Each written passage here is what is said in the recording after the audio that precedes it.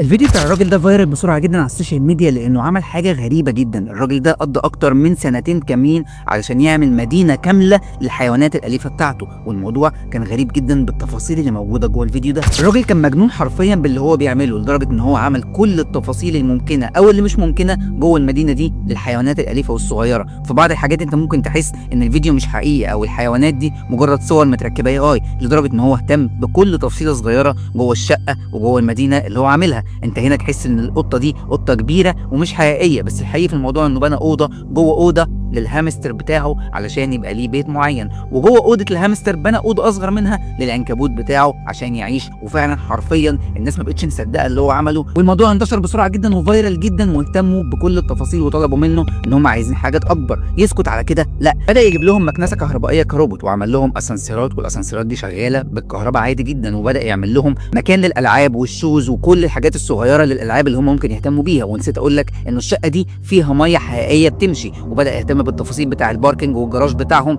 علشان يعمل جراج كامل بالكاميرات بتاعته، وعين كلب علشان يبقى مسؤول الحراسه قدام الكاميرات دي. ولما حس ان الحيوانات الاليفه ممكن تبقى زهقانه شويه، قال لهم لا، انا هعمل لكم جزيره مخصوصه علشان يهتموا بالالعاب ويبداوا يمارسوا حياتهم الطبيعيه. بس الموضوع ما وقفش لحد كده، الراجل ده اكتشف ان القطه بتاعته حامل في 7 توائم مره واحده، فقال انه كده المدينه او الشقه اللي هو عملها دي مش هتكفي، فبدا يكبر فيها اكتر عشان تكفي كل الاسره اللي جايه وتبقى اسره سعيده. عمل لهم هايبر ماركت كبير قوي موجود فيه كل حاجه من اكل وشرب ولحمه، حتى اللحوم كانت حقيقيه جدا، لدرجه ان الكلاب كانت بتخش تاكل من جوه عادي عشان تاخد الكميه اللي هي عايزاها. وبدا يبني لهم سينما، والسينما دي خدت شغل منه اكتر من شهرين كاملين، لان هو جاب طباعه لبعض الاجزاء الصغيره 3D عشان يكون شكل السينما كلها، وعمل لهم كافيهات ومطاعم وعربيات تسلا وبيتش باج وكل حاجه ممكنه. وما وقفش لحد كده لانه بالنسبه له الموضوع كان كبير قوي والناس طلبت منه ان هو يكبر الموضوع. بدا يعمل جوه المدينه دي مترو، ايوه زي ما بقول لك كده حرفيا مترو كامل، والمترو ده بيمشي والقطه مستنياه. واكتر حاجه خدت منه وقت ومجهود في الموديلنج بتاعه